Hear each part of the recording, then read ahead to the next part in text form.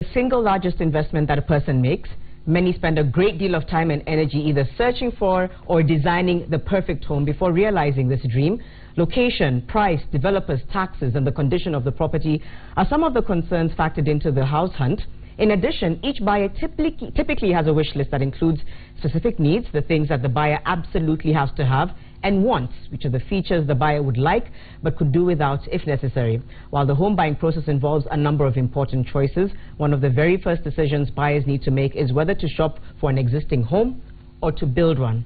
Each path has its advantages and disadvantages, as we're about to learn from Dr. Wilberforce Oundo, who is a real estate consultant and a lecturer as well. Thank you for being with us on Citizen Business Center. Thank you. So what are the distinct differences involved in building and buying a house? The differences basically emanate from the fact that for building, you buy you buy the plot, design yourself, oversee the construction. You can do part of the work yourself to your taste and design and at your own pace and at your own cost management structure. But to buy, you have to fit into the arrangement of the developer. You have to fit into the costing structure of the developer. Okay. Have you bought or built a home yourself? Both. I have bought, built, I have bought and built. So all right. So for you, what is it that informed your decision to build and your decision to buy? Let's go with why you decided to buy. I decided to buy because I needed a ready-made property. I had some issues to sort out that required a ready-made property. Okay. And on the other side, I chose to build myself because I wanted a specific type of a house that fits my style, my taste, and generally I can do whatever I want. Okay. A lot of people feel like it's cheaper to build. Or that's usually what flies around. I'm sure it's dependent on many factors. So is it cheaper to build or to buy? If you look at it from a cumulative point of view, there is probably sufficient evidence to prove that it's cheaper to build.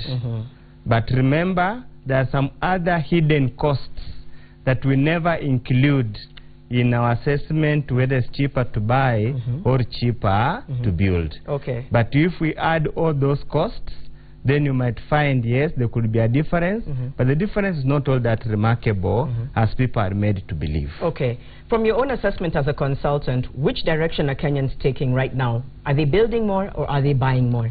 A recent research by the ministry seems to suggest that Kenyans tend to build more their houses than buying complete houses. And the reasons are varied.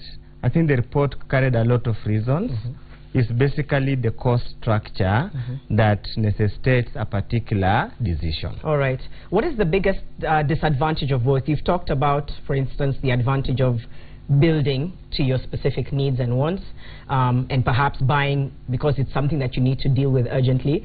What would you say is the biggest disadvantage of each? Let's start with the biggest disadvantage of building before you give me the biggest disadvantage of buying. The biggest disadvantage of building is the risks involved in, for example, running short of money before you complete. Okay. We tend, when you are building, say, let me just build. I'll build at my own pace. But costs change along the line. Regulations change along the line.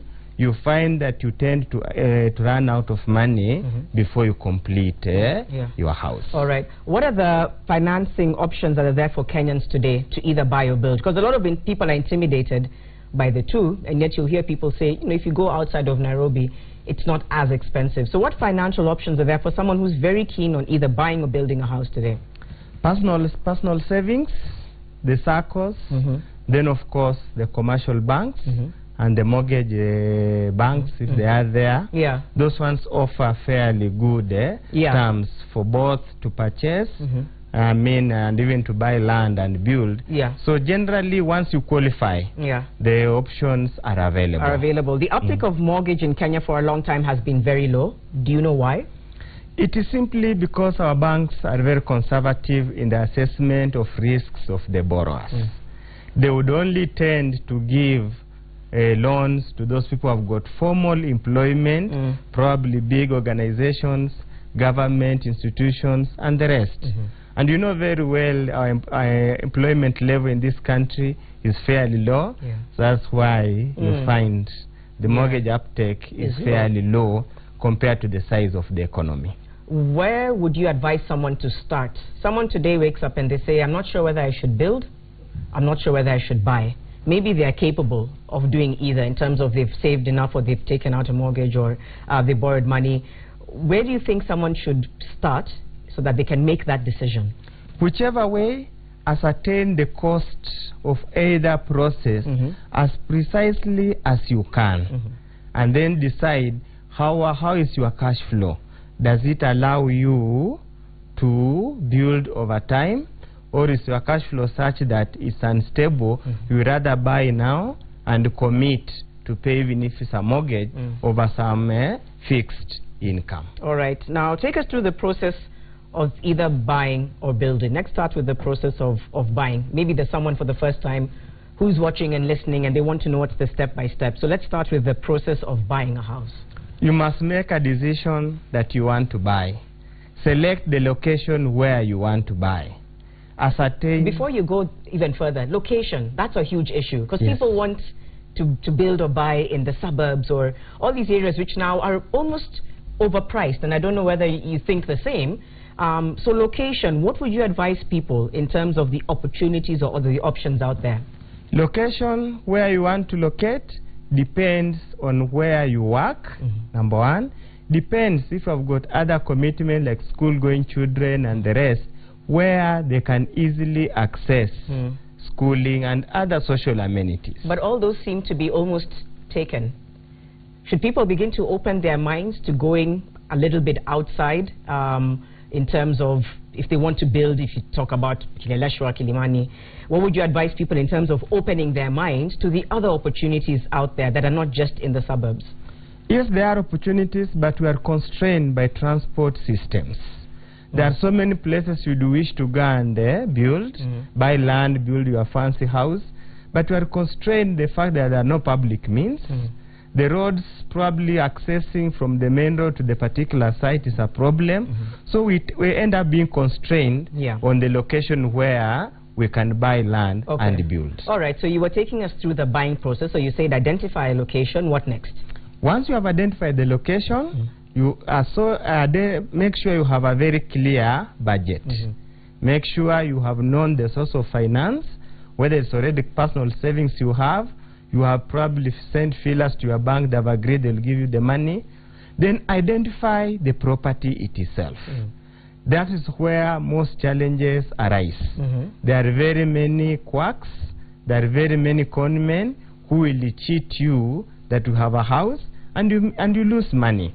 The best approach, select an agency that is regulated and registered to give you options. Have a chance, explore various options. Do not just pick one, then proceed. Remember, please get an advocate. Of course. Who understands the conveyancing process, who will start by undertaking a due diligence. Thorough due diligence to confirm and ensure the title is clean and capable of being transferred to you or another third party. Okay, that's the process of buying. Yes. Building. The process of building literally is the same. Look for a site, buy the land again, and take due diligence to confirm the title is clean. Secondly, design. Look for an architect to design for you a house. Look for a quantity surveyor to cost for you the house. Then sit and ask yourself, do I have the money to complete this project? And if I'm going to have the money, when is the money going to come? Will the price of construction, will it have changed or will it have remained the same? And before we go, and even with your final comments, we're going back to the mortgage burden that a lot of Kenyans face. I know you talked a little bit about different financial options, but people are constrained in terms of they want to achieve this dream, but it's difficult for them to take out a mortgage. It's obviously very expensive. You touched on it a little bit, but just to emphasize, what is the next best option for people who may be intimidated by a mortgage, and your advice as well as you wind up for people out there considering buying or building a home. So let's start with the other options and then your advice. Basically, for homeowners, typical middle class, who depends on a fixed income or an income that varies not substantially, mortgage still remains the only viable option. Yeah. Savings might be difficult to save to enable you buy a 50 million house, a 20 million house, unless you are in business and you have made money in some other way. Typically, the best approach is simply mortgage approach. Okay. So finally, just advice for people considering buying or building a home. What are your words for them? It all depends on what you want to get in life. But I've always advised that if you are going to build, please remember there could get a time in your life when you do not want to stay in that locality, when you do not want to stay in that house, because things have changed. So please, whether it's building for yourself to stay, you must put in mind that's an investment you would one day want to dispose it off. So design and construct to a state somebody else other than you can wish to have the house. Okay, fine. Thank you so much for that, Dr. Wilberforce Oundo. Stay with us. We'll be right back.